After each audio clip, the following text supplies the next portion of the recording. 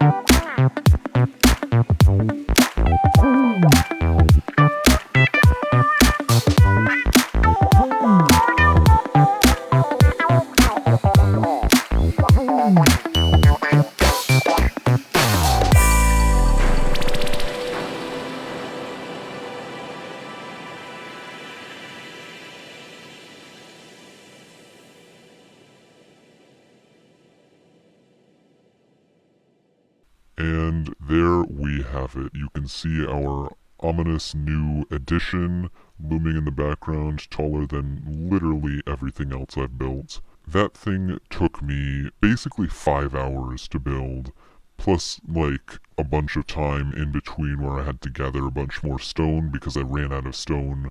And I really wish that thorns could like reverse cactus damage, because my armor is all kind of broken just sheerly from the running into cacti all throughout that process.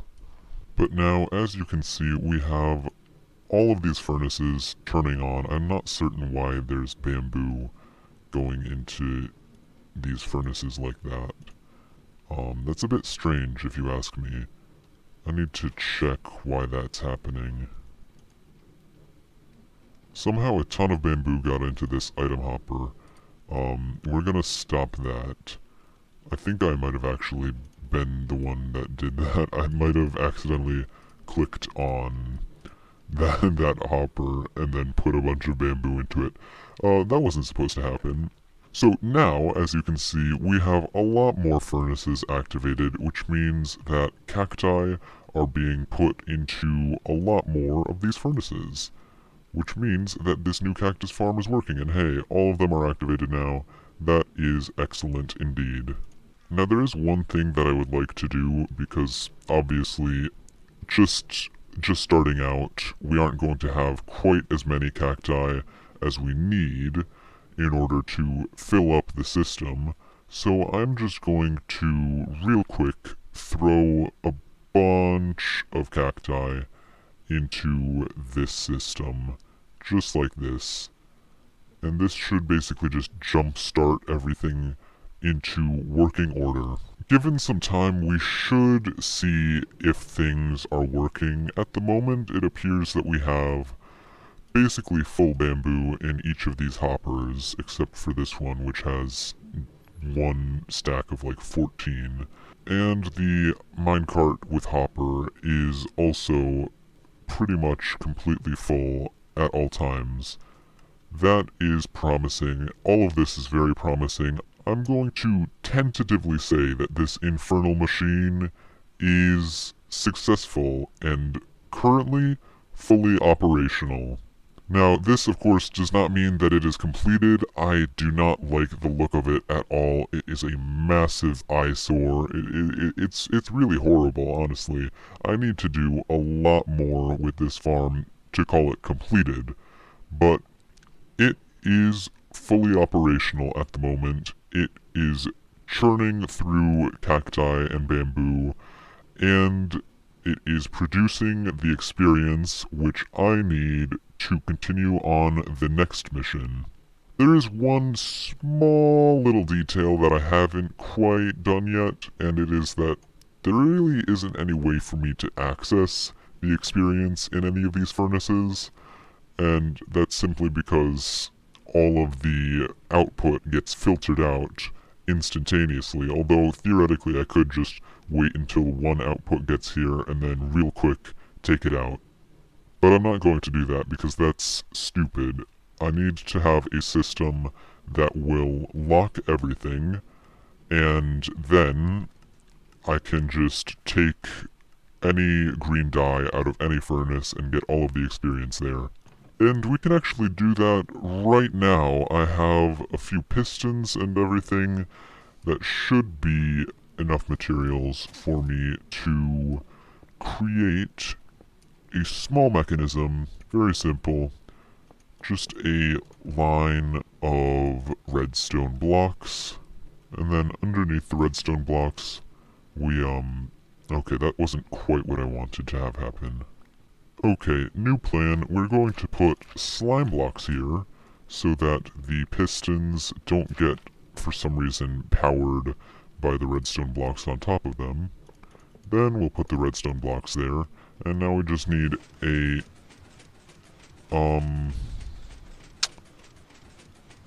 yeah. That's, not what I had in mind. We don't like that at all. Okay, I'm making a mess right now. Let me just real quick grab some immovable blocks. Alright.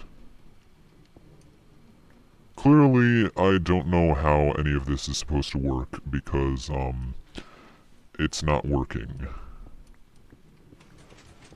And I did it with the other one. Great. Okay. Forget the redstone blocks. We don't need the redstone blocks. It was a stupid idea to begin with. I didn't like that idea anyway. Okay, plan B, we will instead simply run repeaters into each of these hoppers. Like so. And then we should be able to simply put this like this, just like that.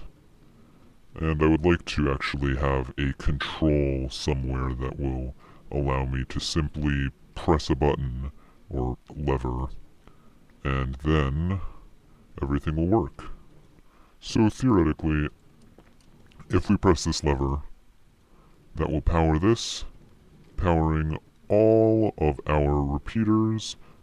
Just perfect. That is exactly what I wanted. And now, each of these furnaces will begin to build up green dye, allowing me to access the experience that they hold within. And just as a test, let's take some out of one of these furnaces, because they have been producing the most while I've been struggling to create farms and stuff. So here it goes. Observe, we have a bunch of durability lost here, couple of bits of durability lost here and there on my armor. We take this out.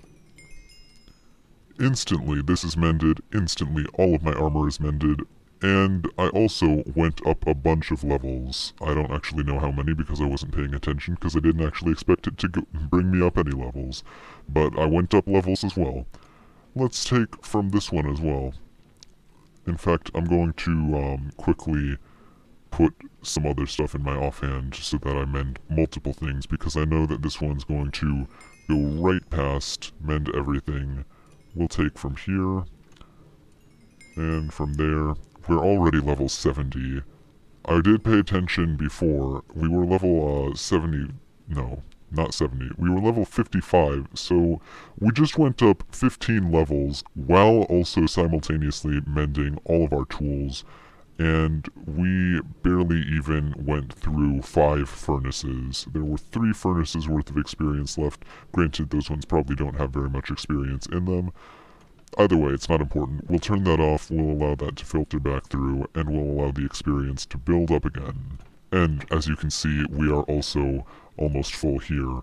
So we're going to need to make a better storage system, or we're going to need to just burn a lot of cactus green dye. And now I really do want to get to making even more progress, you know, go mining, get a bunch of netherite, get all this stuff, and continue doing stuff, but I simply don't have time.